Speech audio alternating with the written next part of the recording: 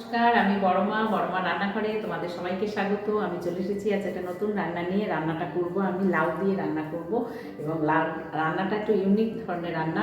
লাউ রান্নাটা করব আমি হাঁসের ডিম দিয়ে। ঠিক আছে, চলো শুরু করি কিভাবে তৈরি করব আমি এই লাউয়ের রান্না। আজ বানাবো লাউয়েরই একটা তরকারি, কিন্তু একটু নতুন ধরনের। দেখো কিভাবে করব। প্রথমে নিয়েছি আমি একটা লাউটাকে পুরো সুন্দর করে এইরকম খুব বেশি সরু করিনি, একটু এরকম মোটা মোটা করে কেটেছি। তার সাথে একটা মাঝারি সাইজের আলু দিয়েছি আর দেবো দুটো হাঁসের ডিম। আচ্ছা ঠিক আছে, চলো শুরু করি। গ্যাস জ্বালি। আর তো সর্ষের তেলে করব। ফোড়ন দেবো হচ্ছে কালো জিরে, হলুদ, লঙ্কা আর ধনে গুঁড়ো দেবো। ঠিক আছে, চলো।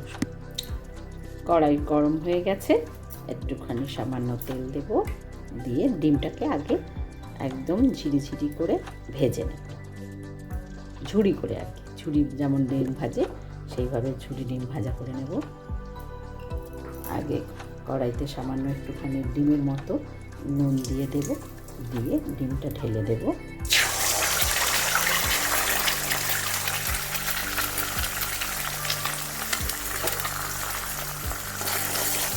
দিয়ে এটার কন্টিনিউ হিলাতে থাকবে, এরকম নাড়িয়ে একদম ঝুড়ি করে নেব। ঝুড়ি ডিম ভাজা যেটা করে, চিংড়ি মাছের মতো ঝুড়ে ছোটো ছোটো হয়ে যাবে। এভাবে নাড়িয়ে ভেজে নেব। ডিমটা ভেজে তুলে নিয়ে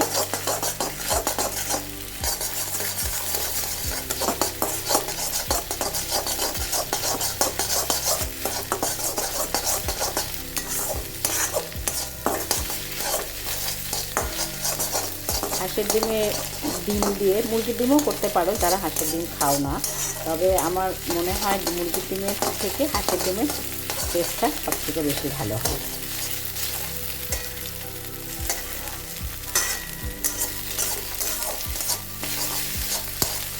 একবার হলেও এইভাবে খেয়ে দেখো। খাওয়াটা তো যে যার নির্দিষ্ট রুচি, যারা যেরকম যত রকম পদ্ধতিতে খাওয়া যায় এবার খেয়ে। আর এখন তো মোটামুটি ইউটিউবের দৌলতে সবাই সবার সঙ্গে শেয়ার করে বলে আমরা নানা রকম পদে খাবারও দেখতে পাই, খেতে পাই। ঠিক আছে, আমার ডিম ভাজা হয়ে গেল, আমি ভাজাটা তুলে নেব। ডিম ভাজাটা তুলে নিয়েছি, নিয়ে এবারে আবার কড়াইতে তেল দেব, দিয়ে একটুখানি কালো জিরে ফোড়ন দিয়ে আলুটাকে প্রথমে হালকা করে একটু নুন দিয়ে ভেজে নেব। অল্প তেল, জানো আমি তো অল্প তেলই একটু ইউজ করি বেশি।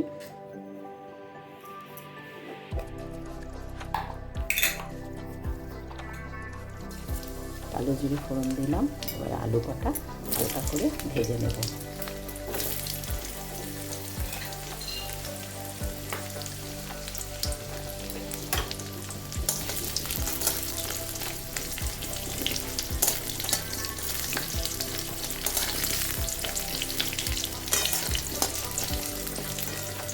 এটা একটু ভাজা হয়ে গেলে নুন দেবো, দিয়ে লাউটা দিলে যে জল বেরোবে সেই জলে লাউটা সিদ্ধ হয়ে যাবে।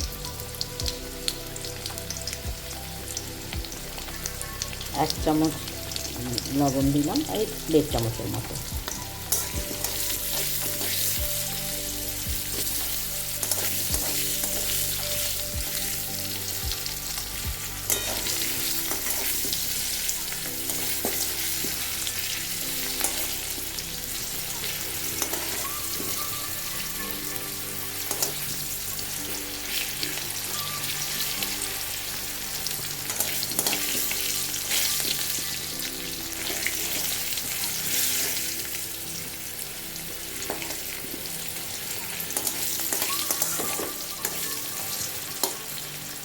মোটামুটি আলুটা ভাজা হয়ে গেছে, এবারে আমি লাউগুলো দিয়ে দেবো।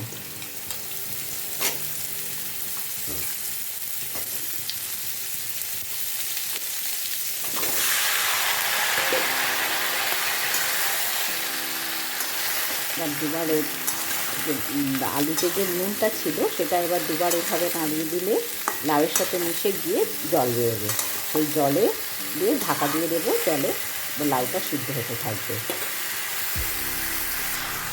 গ্যাসটা লো টু মিডিয়াম করে আর ঢাকা দিয়ে দেবো, কারণ এখন তো সবে জলটা বেরোবে।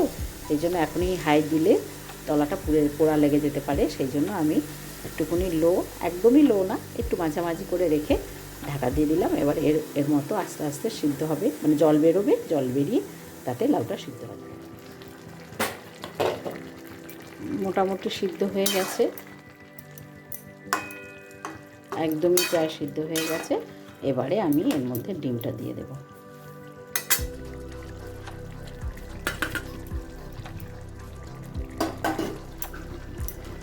ডিমটা দিয়ে একটুখানি ভালো করে নাড়িয়ে নেব।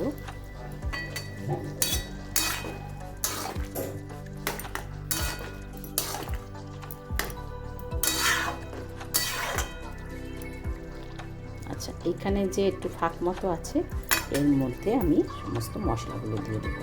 লাউ তরকারিতে বেশি মশলা যায় না, সেই জন্য অল্প করে সামান্য হাফ টিস্পুন হলুদ গুঁড়ো দিলাম, ছোটো চামচের 1 চামচ একটু লাল লঙ্কার গুঁড়ো দিলাম, আর 1 চামচ ধনে গুঁড়ো দিলাম, চামচ না 1.5 চামচের মতো ধনে গুঁড়ো দিলাম।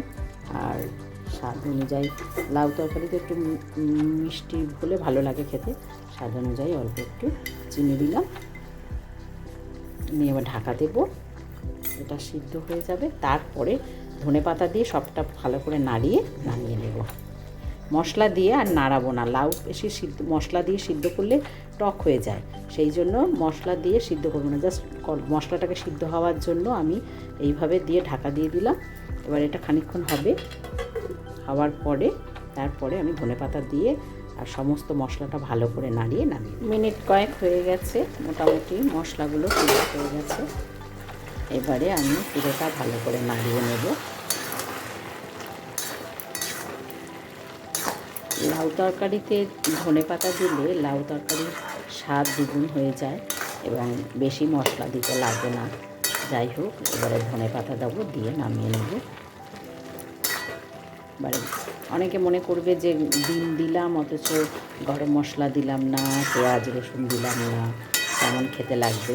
একবার হলেও খেয়ে দেখো, রান্না করে যথেষ্ট সুস্বাদু খেতে লাগে। এবং ধনেপাতার জন্য ফ্লেভারটা পুরো অন্যরকম হয়ে যায়, ভীষণই ভালো লাগে খেতে। ধনেপাতা হচ্ছে লাউয়ের সাথে খুব ভালো ম্যাচ করে, ধনে গুঁড়ো আর ধনেপাতা দিয়ে মিলে লাউ তরকারি অপূর্ব স্বাদ তৈরি করে। মশলা তুমি না দিলেও কোনো স্বাদের হেরফের হয় না, যথেষ্ট সুস্বাদু খেতে হয়। এবং শীতকালে তো সমস্ত সবজি খেলে একটু শরীর গরম হওয়া টেন্ডেন্সি থাকে, লাউ খাওয়াটা শীতকালে খুব প্রয়োজন। তার জন্য লাউ এইভাবে রান্না করে খেয়ে দেখো, খুব ভালো লাগবে খেতে। যাই হোক, হয়ে গেল আমার। যারা ভিডিওটাকে নতুন দেখছো তারা অবশ্যই সাবস্ক্রাইব করে বন্ধু হয়ে পাশে থেকো। আর পুরো ভিডিওটা দেখার জন্য সবার কাছে অসংখ্য ধন্যবাদ। ঠিক আছে, আজকের মতো এখানে শেষ করলাম।